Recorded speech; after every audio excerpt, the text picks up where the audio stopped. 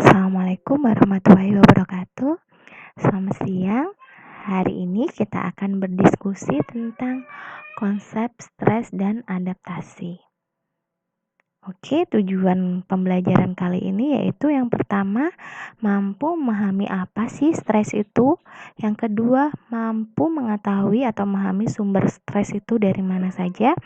Nomor 3 adalah mampu memahami bentuk stres. 4 adalah mampu memahami reaksi fisiologi terhadap stres. Yang kelima adalah mampu memahami adaptasi dan mekanismenya. Yang keenam adalah mampu mengetahui teknik manajemen stres. Ketujuh adalah mampu memahami peran perawat dalam mengatasi stres. Di sini kita akan belajar sedikit tentang asuhan keperawatan. Oke, yang pertama kita pasti bertanya-tanya apakah stres itu gitu kan ya. Stres adalah segala sesuatu di mana tuntutan non-spesifik mengharuskan seorang individu untuk berespon atau melakukan tindakan. Itu menurut Selye tahun 1976. Jadi bisa dikatakan di sini adalah stres adalah respon atau tindakan di mana tindakan ini ada dua, respon fisiologis dan psikologis. Oke. Stres di sini mampu menyebabkan perasaan negatif atau berlawanan dengan apa yang diinginkan sehingga dapat mengancam kesejahteraan emosional. Sehingga bisa jadi stres di sini bisa kita melakukan ketika kita ada suatu permasalahan, bisa kita melawan atau lari. Jadi fight or flight gitu ya.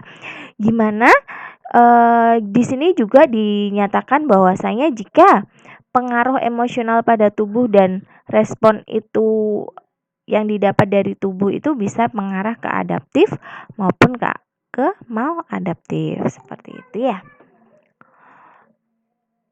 Ini membahas stres kan. Stres tadi kan berarti adanya suatu perubahan, adanya suatu persepsi, baik itu persepsi negatif ya. Di sini sebelum ada stres itu sendiri, berarti sebelumnya ada pemicunya. Ya, faktor pemicu itu namanya stresor ya. Jadi bisa dikatakan bahwasanya stresor adalah persepsi atau pengalaman individu terhadap perubahan sehingga bisa menimbulkan stres. Atau yang paling mudah dipahami, stresor ini adalah stimuli yang mengawali atau mencetuskan perubahan. Setelah ada stimuli nih, berarti kan terjadi perubahan persepsi tuh. Akhirnya menjadi stres gitu ya. Stresor di sini ada dua sumbernya, ada sumber internal dan sumber eksternal. Di mana sumber internal ini berasal dari dalam diri seseorang. Misalnya demam. Kondisi ini seperti pada kehamilan atau pada menopause atau suatu keadaan emosi seperti rasa bersalah gitu ya. Jadi dari dalam diri internal. Ada sumbernya juga dari eksternal, di mana ini berasal dari luar. Misalnya perubahan bermakna dalam suhu, lingkungan, perubahan dalam peran keluarga atau sosial. Kita di sini selain tadi ada sumber, kita juga tahu nih bahas bagaimana sih model stres itu gitu ya. Model stres ini ada 4 berdasarkan respon, adaptasi, stimulus dan transaksi. Di sini ada model adaptasi atau model stres di sini. Kenapa sih kok kita harus menggunakan atau harus tahu gitu model stresnya itu gitu ya. Karena kita di sini adalah peran kita sebagai perawat. Kita harus menggunakan model stres ini untuk apa?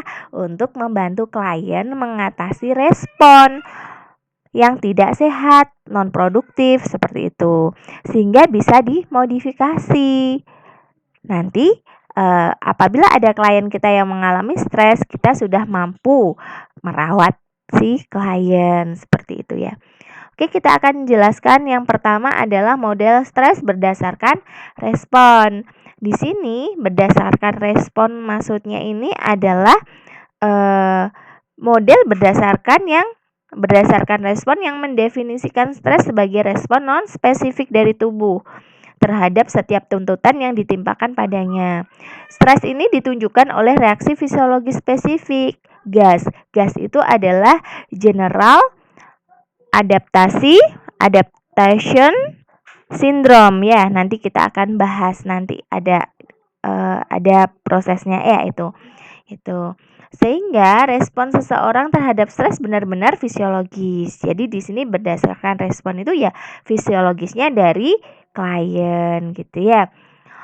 Yang kedua di sini model adaptasi. Model adaptasi ini menunjukkan bahwa 4 faktor menentukan apakah suatu situasi adalah menegangkan. Di sini karena adanya adaptasi. Jadi faktornya yang paling bergantung di sini dalam menghadapi stres yaitu adanya suatu pengalaman. Jadi ketika kita sebelumnya sudah pernah ada masalah seperti ini dan akan terulang lagi, kita akan beradaptasi. Oh, kemarin masalahnya seperti ini, jadi saya harus seperti ini. Itu adalah model adaptasi yang pertama. Yang kedua, biasanya adanya faktor dengan praktek dan normal kelompok sebaya. Jadi pengalaman teman kita gitu ya. Ya, pengalaman ini yang biasanya akan membantu gimana sih cara menghadapi stres si A, bagaimana sih cara menghadapi stres si B gitu. Jadi kita nanti akan mendapatkan pengalaman dari teman sebaya kita seperti itu. Yang ketiga adalah dampak dari lingkungan sosial dalam membantu seorang individu untuk beradaptasi terhadap stresor. Kalau ini contohnya itu seperti ini. Ada wanita tunawisma dengan penyakit gangguan jiwa atau bisa disebut skizofren. Ini akan mencari bantuan dari praktisi perawat klinik. Jadi kenapa kok tetap orang dengan gangguan jiwa ataupun penyakit penyerta lain tetap harus konsultasi ke petugas kesehatan. Disinilah perannya dari faktor ketiga dari lingkungan sosial itu, fasilitas yang ada seperti itu ya. Oke, yang terakhir dari model stres adaptasi yaitu faktor yang bersumber dari jadi seperti ini contohnya. Jadi mencakup sumber yang dapat digunakan untuk mengatasi stresor. Jadi contohnya ketika klien membutuhkan transportasi ke rumah sakit dan tanggungan Medicaid atau pengaturan finansial yang akan membayar biaya perawatan. Jadi di sini harus akses sumber tersebut bisa mengatasi stresor fisiologis apa tidak, seperti itu. Yang ketiga adalah model berdasarkan stimulus. Model berdasarkan stimulus ini berfokus pada karakteristik yang mengganggu atau disruptif di dalam lingkungan. Jadi sebagai contohnya ya, model stimulus ini memfokuskan pada asumsi seperti adanya suatu peristiwa perubahan dalam kehidupan itu adalah suatu normal. Jadi sehabis nikah dan sebelum nikah itu seperti ini. Sebelum nikah aku masih enak-enak aja. Ternyata setelah nikah banyak masalah yang sulit kita duga sebelumnya. Lah itu adalah normal karena perubahan ini memang membutuhkan suatu penyesuaian gitu ya. Karena harus ada prosesnya, ada waktunya sehingga mau tidak mau kita harus menyesuaikan seperti itu. Selain itu ada lagi individu. Contohnya di sini adalah persepsi pada suatu peristiwa. Jadi bisa jadi persepsinya tiap individu itu bisa pasif, bisa aktif seperti itu ya. Jadi tergantung dari individunya nih. Kalau dia tipikal yang pasif, dia akan menerima dan ya sudahlah kita jalanin aja, kita pasrah saja seperti itu ya. Yang ketiga ada tadi model stimulus sudah, adaptasi sudah, respon sudah. Yang terakhir adalah model berdasarkan transaksi, di mana di sini individu memandang lingkungan dan individu itu dalam suatu hubungan gitu, hubungan yang dinamis, resiprokal dan interaktif. Model ini yang dikembangkan oleh Lazarus dan Volkmann tentang memandang stresor sebagai respon perseptual individu yang berakar dari proses psikologis dan kognitif ya. Seperti itu. Jadinya adanya suatu transaksi nih antara lingkungan dan individu, adanya hubungan timbal balik. Ini adaptasi fisiologis. Kita akan bahas nih adaptasi fisiologis. Apa sih? Gimana sih sebenarnya adaptasi fisiologis itu gitu ya? Kita di sini nih sebenarnya kita akan ketika ada stresor ya, ada stresor masuk, ada stimuli yang masuk, mau tidak mau kita akan adaptasi nih ya. Kenapa kita akan adaptasi? Karena memang kita mempunyai kemampuan untuk mempertahankan keadaan yang relatif seimbang gitu ya. Jadi dalam tubuh kita ini ada yang kemarin saya bahas tentang homeostatis, di mana tubuh kita ini loh punya fase atau punya cara gimana sih untuk menyesuaikan diri terhadap perubahan dan gimana sih cara mempertahankan supaya tubuh kita ini seimbang, equilibrium seperti itu ya. Oke, karena kita tahu nih adaptasi fisiologis itu untuk apa sih ya? Untuk itu tadi keseimbangan di dalam tubuh kita, mempertahankan mekanisme fisiologis yang mengontrol fungsi tubuh dan memantau organ tubuh. Makanya adanya adaptasi fisiologis.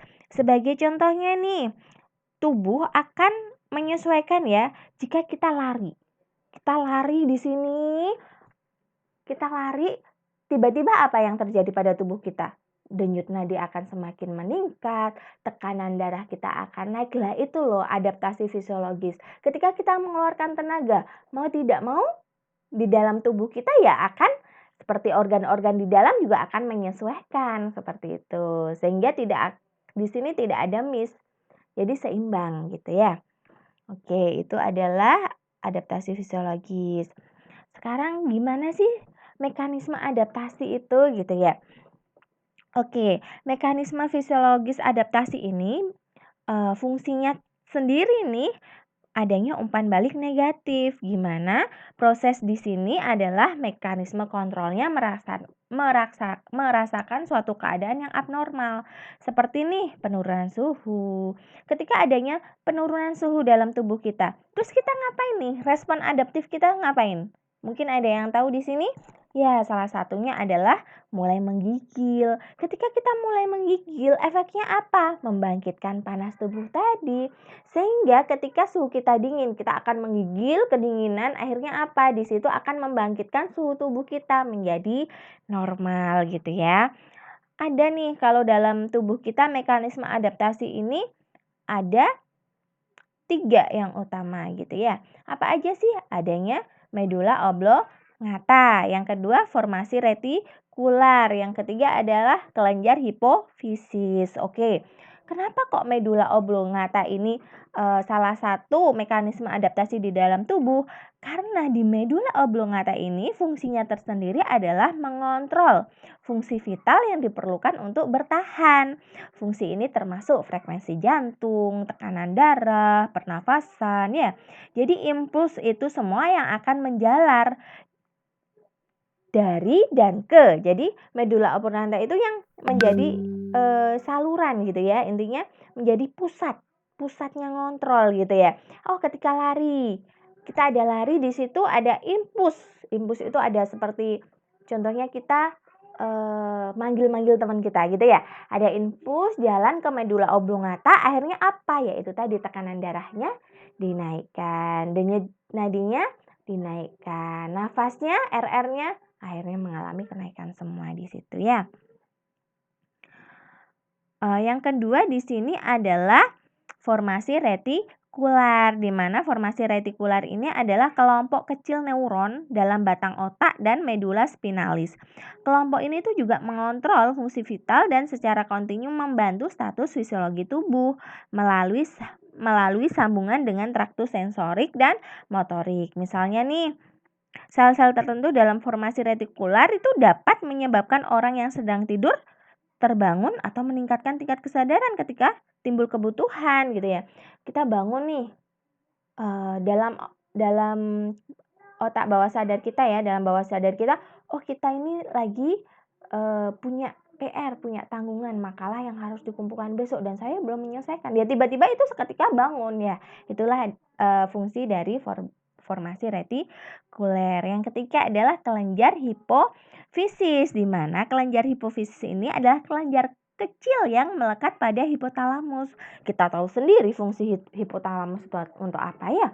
Hormon-hormon semua yang di dalam tubuh kita berpusatnya di hipotalamus. Sehingga di sini hipofisis kan sebagian istilahnya kelenjar kecil yang menempel di hipotalamus. Berarti di sini akan menyuplai hormon yang mengontrol juga fungsi vital gitu ya. Lah, kelenjar hipofisis ini menghasilkan hormon apa yang diperlukan untuk beradaptasi, untuk menghadapi stres kita gitu kan ya.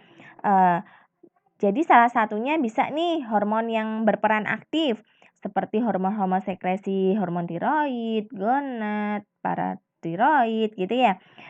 Di sini sekresi hormon ini merupakan salah satu mekanisme untuk keseimbangan atau homeostasis gitu ya.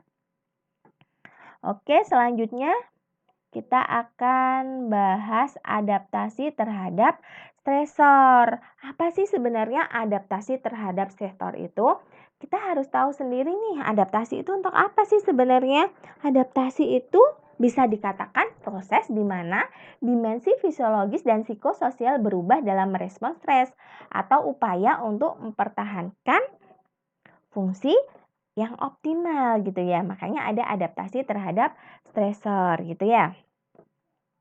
Adaptasi terhadap stresor ini dibagi dimensinya, ada beberapa macam dimensi ya.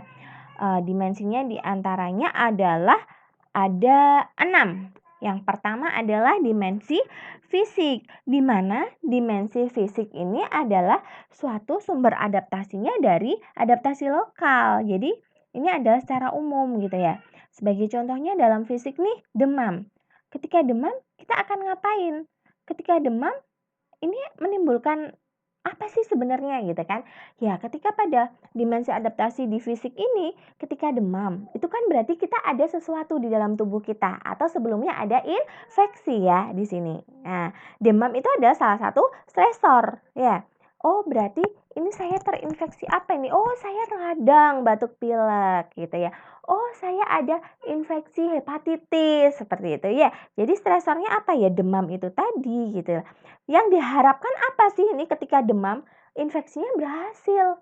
Jadi ketika dalam tubuh kita nih demam, kan ada pertarungan tuh antara imun kita dengan bakteri maupun virus di dalamnya situ. Akhirnya kita demam. Kalau bakteri kita menang nih, berarti kita sembuh di situ. Tapi kalau bakteri kita kalah nih, imun kita kalah, imun baik kita kalah dari bakteri atau virus yang jahat nih, apa yang akan terjadi? Kita akan mati, dalam artian akan sakit, fatal, akhirnya paling parah yaitu adanya kematian di situ ya. Itu dari fisik. Yang kedua, dimensi adaptasi dari perkembangan, di mana di sini adalah coping yang berhasil dalam tugas atau tahap perkembangan sebelumnya. Jadi dari stresor sebelumnya gitu ya. Contohnya nih, pada pernah dengar itu enggak, ketika ayah kita pensiun nih ya. Ketika pensiun, kemudian tiba-tiba ayah kita diam, udah nggak ada aktivitas lagi gitu kan ya. Dia sudah ngerasa, karena pensiun nih, berarti aku harus ngapain ya di situ ya. Pensiun ini bisa mengakibatkan ketika sebelumnya ayah atau orang tua kita punya aktivitas nih, terjadwal nih dari pagi sampai siang, dari pagi sampai sore. Tiba-tiba pensiun sudah nggak ada aktivitas. Kalau dia bisa adaptasi bagus, ya. Bagus dia bisa beradaptasi.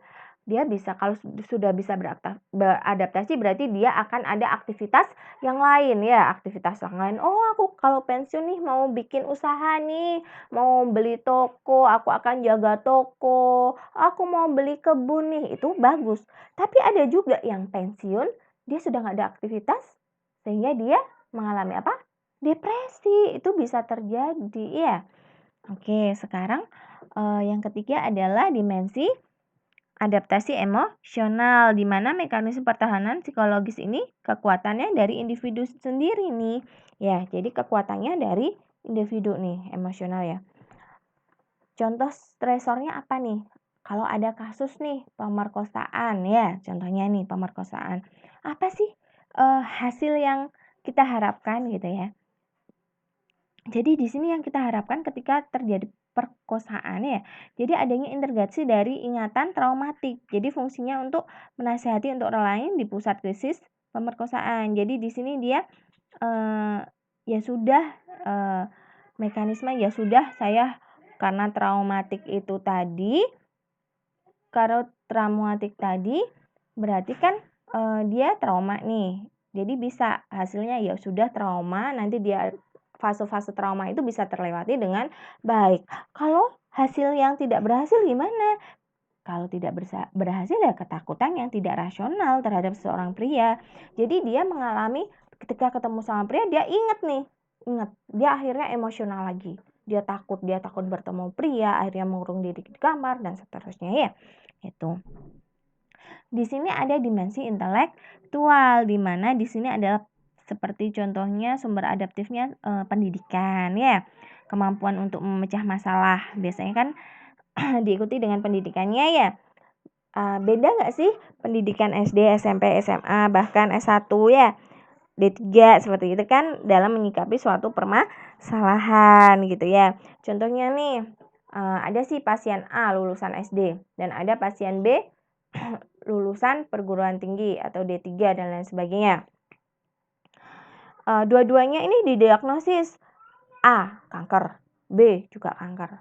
Gimana sih responnya dari segi intelektualnya gitu ya? Gimana sih responnya si A dalam menyikapi suatu permasalahan kalau dia didiagnosa kanker? Mayoritas kan kalau SD nih, kalau dari segi pengetahuan ya, dari intelektualnya kan pasti informasinya kurang daripada yang D3 ini gitu kan ya. Jadi ketika dari diri individunya mampu nggak menerima atau memecahkan masalah ketika dia diagnosis kanker. Kalau mampu ya dia akan menggunakan suatu pendekatan pemecahan masalah yang aktif untuk membuat keputusan mengenai perawatannya gitu kan ya. Oh aku kanker saya harus ngapain nih? Oke saya harus A, B, C. Kalau kanker stadium awal oh berarti saya harus kemo nih. Saya harus operasi nih seperti itu ya. Ya sedangkan yang dia tidak mampu untuk menyelesaikan masalahnya, di sini dia akan menyangkal adanya suatu kanker gitu. Aku nih nggak kanker, aku nggak mau diobati, aku nggak mau kemo dan lain sebagainya. Itu adalah salah satu contoh sektor dari intelektual. Yang kelima nih adanya sosial ya, dimensi adaptasi sosial. Jadi kalau sosial berarti orang lain ya, orang lain yang menjadi salah satu sumber kita, sumber adaptif kita nih. Contohnya stresornya alkohol, pecandu alkohol ya. Dalam keluarga itu ada salah satu yang pecandu alkohol atau merokok ya di sini. Di sini kalau dari sumber orang lainnya atau keluarganya mampu apa? Membackup ya, membackup supaya si A ini tidak konsumsi alkohol lagi gimana? Ya pasti akan berpartisipasi aktif dari semua anggota keluarga ya sehingga oh kamu nih harus seperti ini, coba dihindari dengan seperti ini. Nanti akan ada sumbernya yang akan mendorong atau memotivasi yang pecandu tadi gitu kan ya. Tapi kalau kita nggak ada sumber adaptasi nih, nggak ada keluarga atau orang lain yang acuh cuek sama kita, apa yang terjadi di sini? Ya individu akan kecanduan alkohol. Selain itu dia akan menarik diri dari keluarga ya. Dia udah nggak mau lagi berdiskusi dengan keluarga, apa-apa dijalani sendiri dan dia akan merusak dirinya sendiri dengan alkohol itu gitu kan ya. Oke, yang terakhir adalah dimensi adaptasi spiritual di mana di sini adalah majelis-majelis taklim, apalagi kalau orang dengan agama lain berarti rohaniawan gitu ya, pokoknya seperti itu ya. Oke, di sini contoh stresornya adalah di sini contoh stresornya adalah jadi kita merasa bahwa Tuhan telah meninggalkan kita gitu kan ya. Ada udah aku nggak percaya nih sama Tuhan, aku nggak percaya nih sama Allah gitu kan ya. Tapi kalau kita punya keluarga atau punya majelis taklim yang tahu benar-benar agama Tuhan itu seperti apa, Allah itu apa. Ini akan mencari, di sini dia akan mencari tempat ibadah atau mencari diskusi majelis-majelis itu untuk aktivitas yang berkaitan dengan ibadahnya gitu lah ya.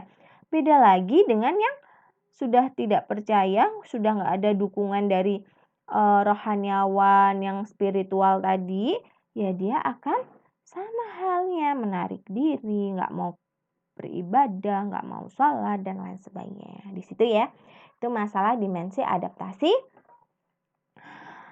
Ada berapa macam tadi? Ada 6. Oke, sekarang kita akan bahas di sini adalah respon terhadap stres ya. Apa sih sebenarnya respon terhadap stres itu? Jadi gini, ketika kita ada stresor, tadi stresor kan stimulus ya. Ketika ada stimulus, kita akan melakukan apa? Perubahan persepsi ya. Di sini perubahan persepsi menimbulkan apa ya? Stres itu tadi gitu ya.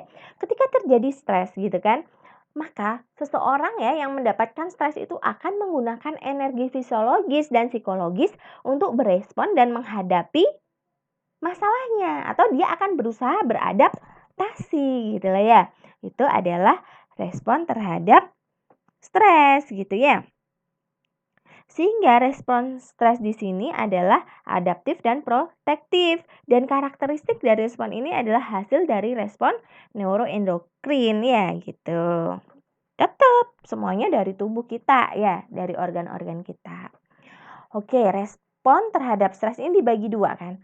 Respon fisiologis dan respon psikologis. Respon fisiologis itu ada dua, di mana di sini ada LAS atau Local Adaptation Syndrome, atau bisa disebutkan sindrom adaptasi lokal. Yang GAS ini apa? General ya, umum. General adaptasi sindrom. Jadi sindrom adaptasi secara umum gitu ya. Respon psikologis ada perilaku berorientasi tugas dan ada mekanisme pertahanan ego. Yang ini nanti bahas tentang Sigmund Freud ya. Oke, sekarang kita akan bahas dulu nih respon fisiologis. Oke, respon fisiologis ini ternyata ada LAS. LAS tadi apa sih? LAS itu sindrom adaptasi lokal ya, di mana sindrom adaptasi lokal ini atau lokal adaptasi sindrom ini respon dari jaringan, organ atau bagian tubuh terhadap stres karena trauma, penyakit atau perubahan fisiologis lainnya gitu ya. Sedangkan kalau general adaptasi sindrom ini adalah respon pertahanan dari keseluruhan tubuh terhadap stres. Jadi kalau LAS itu lokal, dia di organ-organ saja. Tapi kalau general berarti dari keseluruhan tubuh. Oke, di sini ya bisa dipahami. LAS tersendiri itu apa sih sebenarnya gitu ya? Karakteristik ya. Jadi contohnya gini nih. Ketika kita ada luka, apa sih responnya LAS itu? Nah, ketika ada luka nih, kita ada pendarahan nih, apa yang responnya di situ? Dalam tubuh kita, organ apa? Leukosit kita ya. Leukosit, apalagi trombosit, eritrosit ya. Salah satu ini kalau ada pendarahan, yang salah satu yang bisa membantu apa? Fungsi apa nih? Trombosit ya. Trombosit ini akan membekukan darah. Di situ adalah LAS ya. LAS itu yaitu Local Adaptation Syndrome ya. Di sini karakteristiknya ada berapa, yaitu respon ini tidak melibatkan seluruh sistem tubuh. Dia kalau luka kan cuma pada peredaran darah ya. Responnya adalah adaptif. Jadi stresornya diperlukan untuk menstimulasi, dan responnya ini juga berjangka pendek gitu ya. Kita ada luka, ya paling enggak 3 jam 4 jam. Kalau lukanya kecil, di sini pasti darahnya akhirnya akan mampat karena apa? Ada proses pembukaan darah itu tadi. Dan respon restoratif di mana di sini akan membantu memulihkan homeostatis region atau bagian tubuh yang terkena itu tadi gitu ya. Respon LAS ini ada dua respon, refleks nyeri dan respon inflamasi. Jadi ada respon refleks nyeri dan inflamasi. Contohnya nih, kalau kita tergores, kan pasti di situ akan ngelecek-lecek lah. Itu namanya respon nyeri. Karena apa? Di situ ada sistem saraf pusat ya. Sistem saraf pusat Yang apa? Ya yang merespon adanya nyeri di situ ya. Oke. Itu adalah salah satu respon adaptif. Karena apa? Ketika ada goresan, terus ada nyeri pada saraf, itu akan kita pastikan ketika kita keinjek jarum atau yang lainnya, pasti kita akan menghindari. Secara fisiologis kita akan mencabut atau menghindari jarum itu tadi kan. Supaya apa ya? Supaya tidak ada kerusakan yang terus-menerus di jaringan tersebut gitu ya. Lagi respon inflamasi. Apa sih respon inflamasi itu pada lalas gitu ya? Respon inflamasi itu distimulasi ketika ada suatu trauma atau infeksi gitu. Jadi ketika ada infeksi nih, di situ akan menghasilkan apa?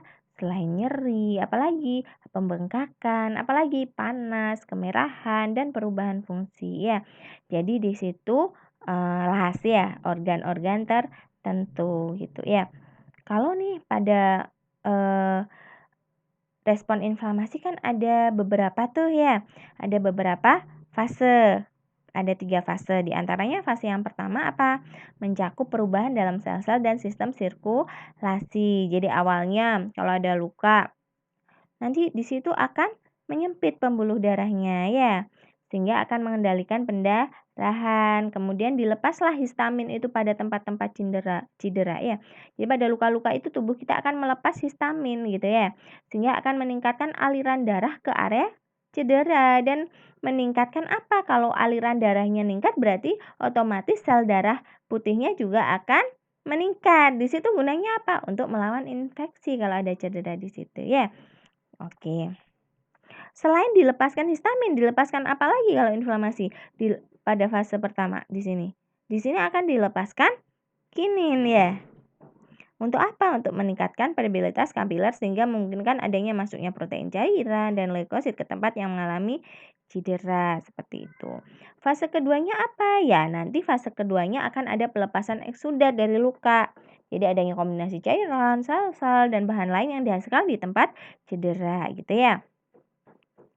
Contohnya kalau lupa terpotong, lecet, atau adanya insisi bedah gitu kan nanti tiba-tiba ada kayak penutupan daging ya dikit-dikit gitu lukanya, darahnya itu akhirnya ada penumpukan gitu ya. Terus tiba-tiba ada kering dan lain sebagainya akhirnya ya akhirnya selesai kayak gitu ya. Fase terakhir ada perbaikan jaringan. Jadi nanti akan diregenerasi melalui jaringan pot akhirnya menutup walaupun ada bekasnya. Biasanya kalau sudah kegores apalagi dalam tuh pasti akan ada bekas. Itu namanya jaringan parut. Yang kedua di sini adalah gas. Apa sih gas itu? General adaptasi sindrom, di mana di sini adalah respon fisiologis dari seluruh tubuh terhadap stres gitu ya. Jadi di sini responnya ke arah neuroendokrin ya. Jadi ada peringatan. Jadi di gas ini ada peringatan. Peringatan itu apa ya? Alarm itu ya. Ada tahap resisten dan tahap kehabisan tenaga. Di mana reaksi alarm ini akan mengarahkan mekanisme pertahanan dari tubuh dan pikiran untuk menghadapi stresor gitu ya. Kadar hormon meningkat dan volume darah juga meningkat, bereaksi, akhirnya dilepaskannya hormon lainnya, meningkatkan kadar glukosa darah untuk menyiapkan energi untuk keperluan adaptasi, sehingga meningkatkan kadar hormon lain seperti epinefrin, norepinefrin, mengakibatkan peningkatan frekuensi jantung, aliran darah ke otot, dan seterusnya.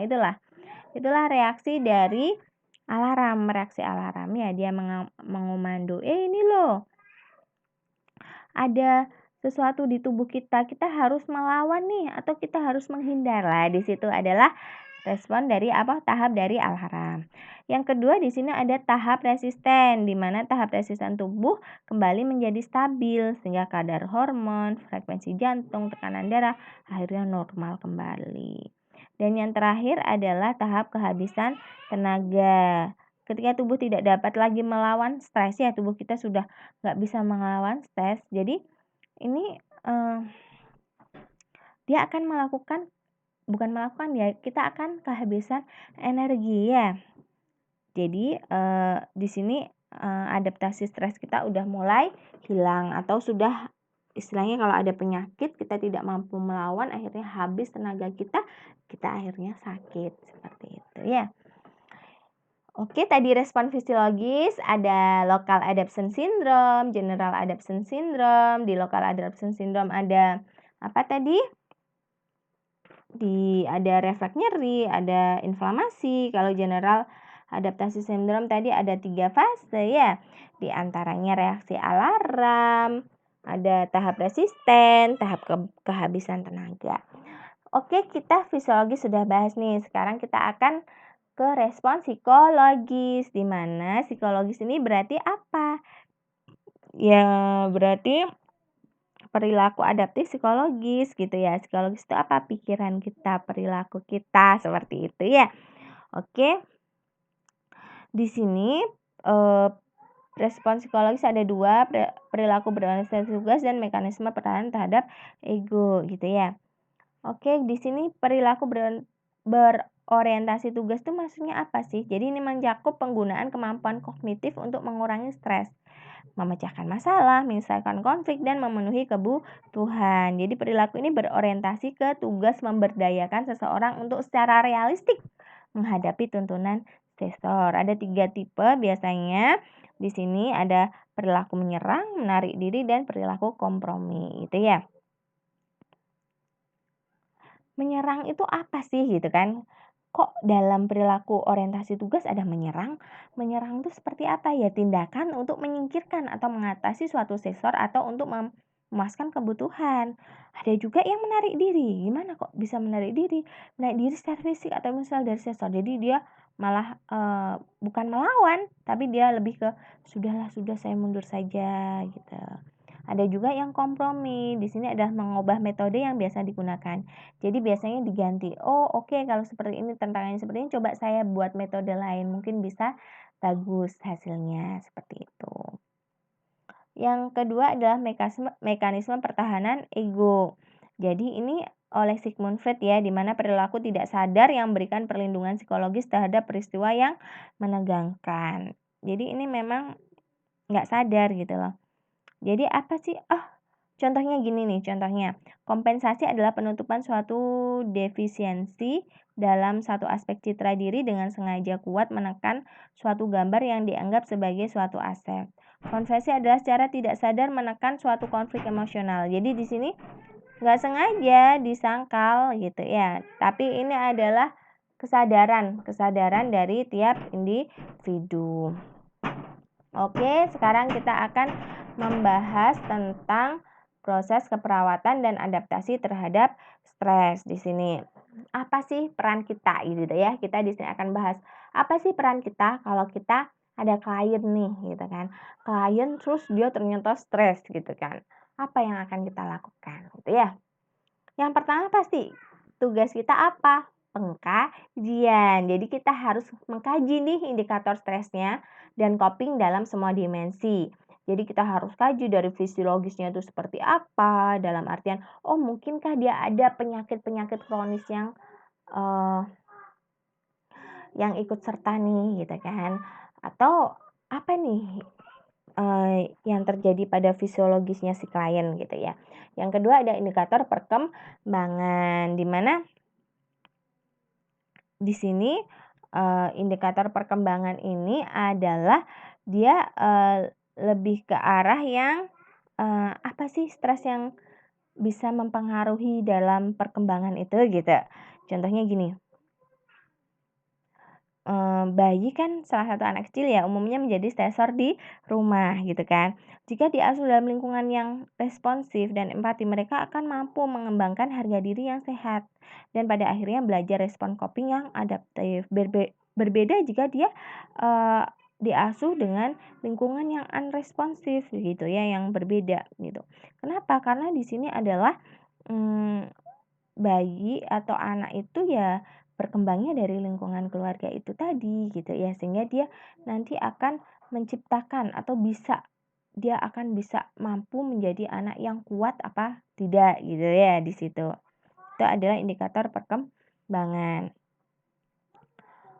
Kalau fisiologis tadi ya kan aspek dari tubuh ya, selain ada penyakit penyerta lain, dia juga di sini ada stresnya. Jadi di sini adalah hubungannya antara stres psikologis dan penyakitnya ya, adanya interaksi dan pikiran. Jadi kalau dia punya penyakit ya pasti dia akan mengalami stres itu tadi lah. Stres di sini ada dibagi 3 dalam fisiologis, yaitu stres ringan, sedang, dan berat. Dimana stres ringan itu stresornya yang dihadapi setiap orang itu sebagai contohnya cuma masalah-masalah sepele sih, kayak sering tidur, kemacetan, ya, adanya kritikan seperti itu. Ada juga yang stres sedang gitu ya, berlangsung lebih lama dari beberapa jam sampai beberapa hari gitu. Misalnya apa sih gitu? Perselisihan yang tidak terselesaikan dengan teman kita gitu. Itu bakalan berhari-hari, bahkan berminggu-minggu gitu loh. Itu adalah salah satu situasi stres sedang. Yang terakhir adalah stres berat, gimana suatu situasi kronis yang dapat berlangsung beberapa minggu sampai beberapa tahun. Apa contohnya? Sama, perselisihan juga, tapi di sini konteksnya bukan di pekerjaan, bisa di hubungan suami istri, perkawinan lah. Kalau sudah mengalami stres nih di sini nih, sudah sering adanya suatu masalah, ya mau nggak mau ya kehidupannya kalau sudah 5 tahun ya bertahun-tahun bakalan sama kasusnya, itu terus ya. Akhirnya apa? Ya akhirnya akan menimbulkan stres berat. Stres di sini tergantung dari individunya bisa menyikapi atau tidak gitu ya. Oke, indikator perilaku emosional. Apa sih indikator perilaku emosional itu? Sebenarnya gini, emosional itu kan tergantung ya dari dirinya sendiri. Kayak tingkat kecemasan kita tiap individu yang lain kan berbeda ya. Ya di situ. Jadi emosi dikaji secara langsung dan tidak langsung. Jadi perawat harus mengamati gimana sih stresnya klien ini gitu kan. Apakah kepribadiannya mencakup hubungan yang kompleks sih di antara banyak faktor. Apakah faktor ini mempengaruhi tingkat emosionalnya gitu ya. Jadi ini yang lebih ke arah mimik wajahnya si klien gitu ya. Oke, yang ketiga adalah indikator intelektual, di mana di sini adalah stresnya dari dimensi intelektualnya. Jadi kemampuan individunya. Jadi harusnya individu tuh mendapatkan pengetahuan, keterampilan kan ketika mengalami gangguan. Dia nambah nih pengetahuan tentang penyakit A, tentang penyakit diabetes, tentang penyakit hipertensi gitu kan. Tapi di sini bisa jadi kemampuan individunya ini loh, intelektualnya ini loh tidak mampu menerima sakitnya seperti itu.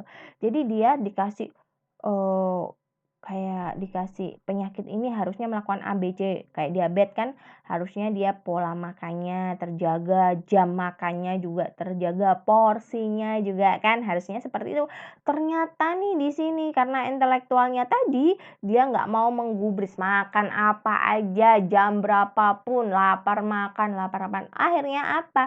Ya akhirnya dia gula darahnya akan tinggi. Lah di situ indikator intelektual yang akan mengaruhi. Yang kelima adalah indikator sosial, di mana mengkaji sektor dan sumber coping dalam dimensi sosial, mencakup penggalian bersama klien tentang besarnya tipe dan kualitas dari interaksi sosial yang ada. Di sini apa contohnya? Ya pada keluarga, teman, dan lain sebagainya. Indikator spiritual tadi apa sih? Ya tadi kan ada yang tentang rohaniawan itu ya. Jadi kita harus percaya adanya Tuhan, dibantu dengan perawat juga akan menjelaskan gitu ya. Pendekatannya apa sih? Bio, psiko, sosio, apa? Biologi, psikologi, sosial, spiritual di situ ya. Oke, pengkajian sudah nih. Pengkajian nanti kita di situ akan menemukan data subjektif dan data objektif di situ. Keluhannya pasien apa, yang kita lihat apa dalam masalahnya pasien atau klien. Ketika kita sudah mengkaji, kita sudah mengelompokkan data, ternyata kita sudah ada nih data aktualnya, ada nih data resikonya, sudah dikelompokkan semua, akhirnya kita akan dapat diagnosa keperawatan ya. Jadi kita identifikasi etiologi masalahnya. Ya, terus kita akan rencanakan. Diagnosa keperawatan ini kenapa sangat penting? Karena ketika kita salah mengidentifikasi atau tidak tepat dapat mengakibatkan apa? Rencana dan implementasi kita juga tidak akan tepat di situ. Terus masalahnya teratasi nggak kalau tidak tepat? Tidak teratasi gitu ya. Rumusnya PES ya, problem, adanya suatu masalah, etologi, sign atau simptom atau gejala di sini. Manifest ya. Tanda gejala ya. Contoh diagnosanya ini yang aktual ya, yang resiko ada lagi. Nanti akan dibahas lebih lanjut pada tingkat 2 kalau nggak salah ya. Di situ akan dibahas semuanya. Contoh diagnosa coping tidak efektif berhubungan ketidakadekuatan sistem pendukung ditandai dengan tidak mau makan.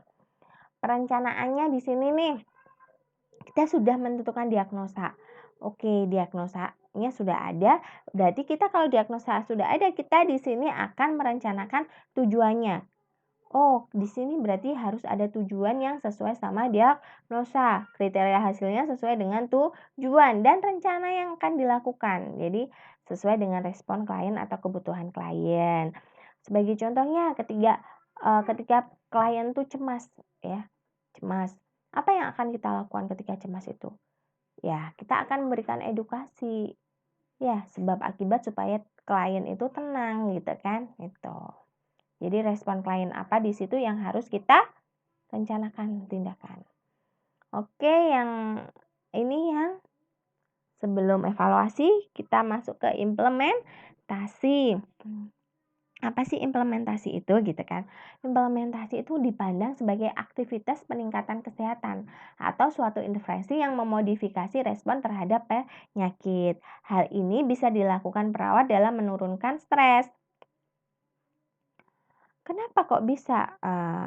Karena implementasi di sini kan fungsinya untuk tadi meningkatkan kesehatan gitu kan ya. Ketika meningkatkan kesehatan itu apa yang harus perawat lakukan? Ya tadi yang pertama mengurangi situasi yang menegangkan.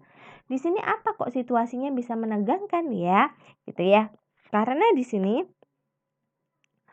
setiap individu itu berbeda ya. Jadi di struktur ini adalah setiap klien memiliki kebiasaan dan rutinitas yang unik ya untuk membantu menyelesaikan aktivitas sehari-hari. Jadi struktur kehidupan ini berfungsi untuk menurunkan kebutuhan energi yang dibangkitkan untuk merespon kondisi yang berubah gitu ya. Itu yang dinamakan struktur. Kalau penata laksanaan waktu nih, nah di sini seseorang yang menggunakan waktu secara efisien biasanya mengalami lebih sedikit stres. Jadi kalau dia sudah manajemen waktunya bagus, tertata rapi, itu akan meminimalisir terjadinya stres gitu kan. Yang ketiga adalah modifikasi lingkungan, di mana ketegangan yang diciptakan oleh perubahan dalam kehidupan meningkatkan respon terhadap stres gitu kan ya.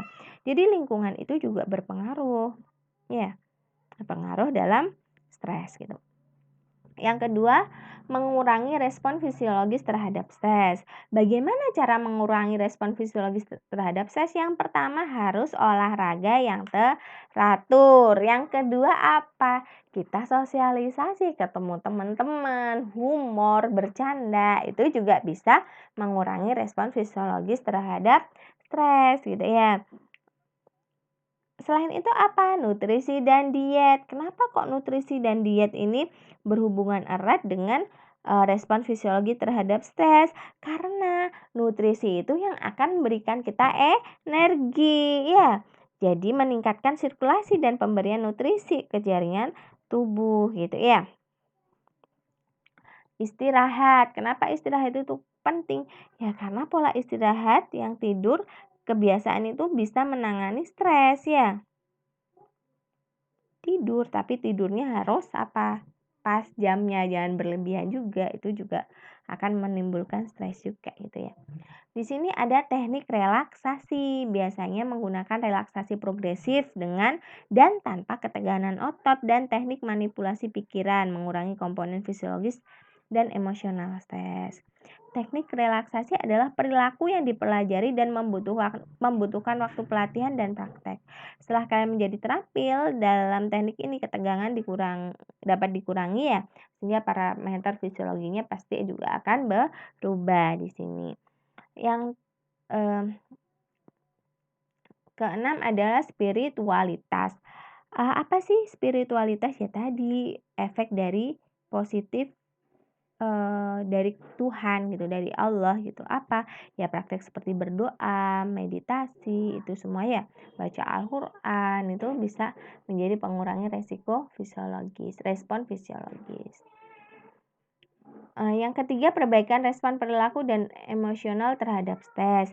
Di sini ada sistem pendukung, intervensi kritis, dan peningkatan harga diri. Sistem pendukung di sini adalah ada peribahasa yang mengatakan no man is an island, di mana pelaksanaan stres itu sangat menjadi penting banget, dibutuhkannya suatu keluarga, teman, sahabat. Jadi fase-fase pendukung sosial ini yang benar-benar dibutuhkan gitu ya. Kenapa kok bisa dibutuhkan? Karena itu akan mengurangi atau dapat meningkatkan kesejahteraan fisik. Kita kalau bergaul sama teman nih, kita pasti nanti akan ada pengetahuan, ilmu yang masuk. Akhirnya apa? Kita akan tenang lah, itu akan meningkatkan respon ya. Intervensi kritis di sini adalah teknik terapeutik untuk membantu klien. Jadi ini adalah peran kita sebagai perawat dalam membantu klien menghadapi suatu masalah.